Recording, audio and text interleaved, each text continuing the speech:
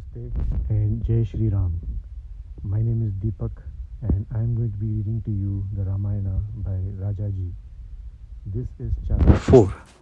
Rama leaves home.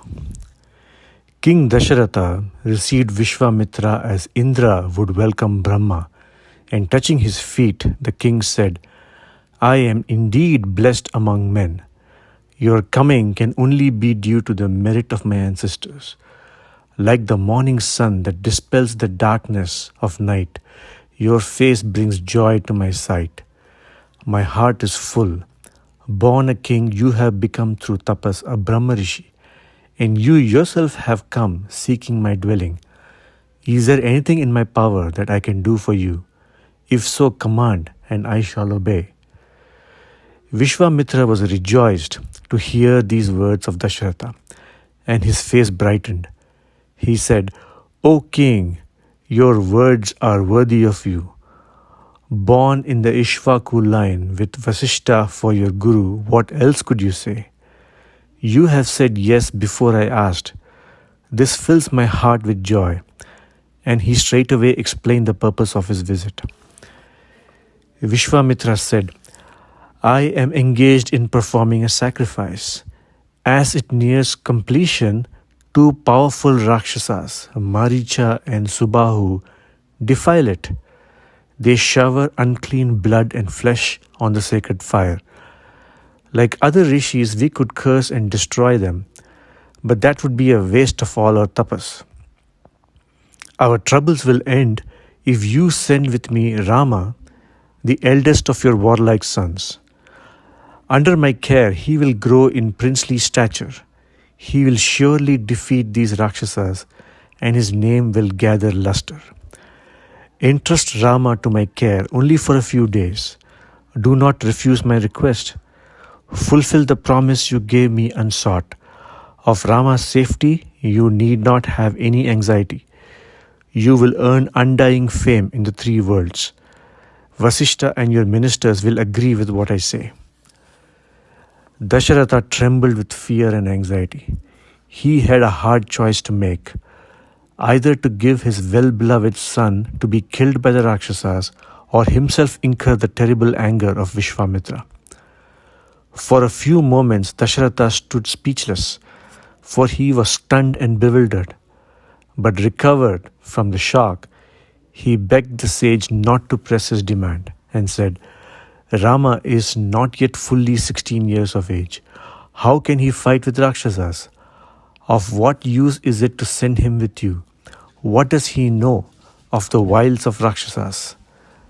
It is not right that I should send a mere lad to fight them. I am here, and my army is ready to march. How can a lad protect you and your yaga? Tell me all about your force. I shall go with you at the head of my army and do your bidding and serve your need. Do tell me about these desecrators.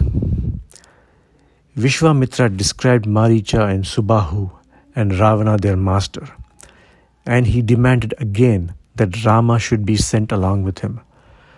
Dasharatha persisted in refusal. Parting from Rama will be death to me, he said. I shall go with you, I and my army. Why? It seems to me the task proposed is pretty hard even for me. How then can my son cope with it? Indeed, I cannot send him. If you please, I am ready with my army. Dasharatha's attempt to go back on his hasty word enraged Vishwamitra. The king's pleas and reasons were like oil poured on the fire of his anger. This conduct is unworthy of your lineage, the sage said.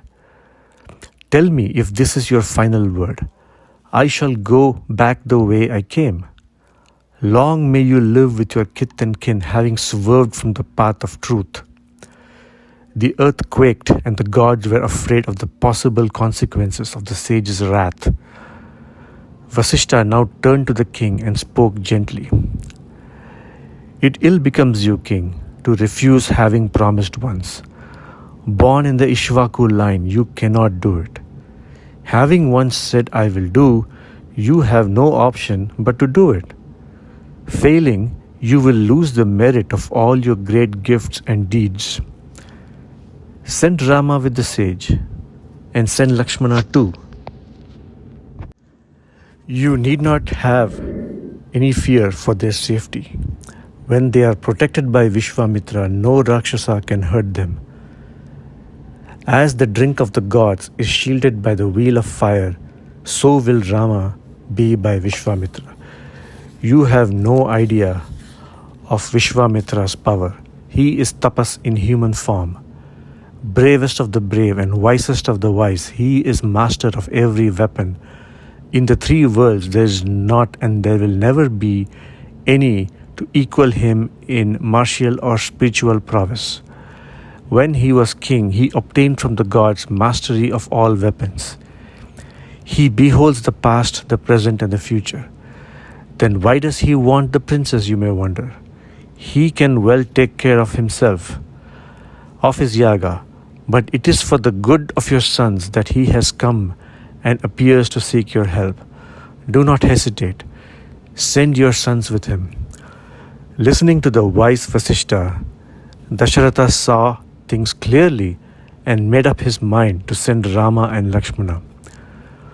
The two princes were then brought to the presence of the sage. The king, the queen mothers, and Vasishta blessed them and sent them with Vishwamitra. A pleasant breeze wafted, and flowers were strewn by the denizens of the heavens. Auspicious sounds were heard. Bow in hand, the two lads strode proudly on either side of the sage. Valmiki and Kamban revel in this picture of the two handsome princes marching out to their first adventure under the guardianship of a great rishi who had also been a renowned warrior, a teacher who could create a new world, and beside him, head erect, two princely pupils born to end the Rakshasa race. With swords of victory hanging from their waists, bows and quavers mounted on strong shoulders, they moved, each like a three-headed cobra with uplifted hood. End of the chapter.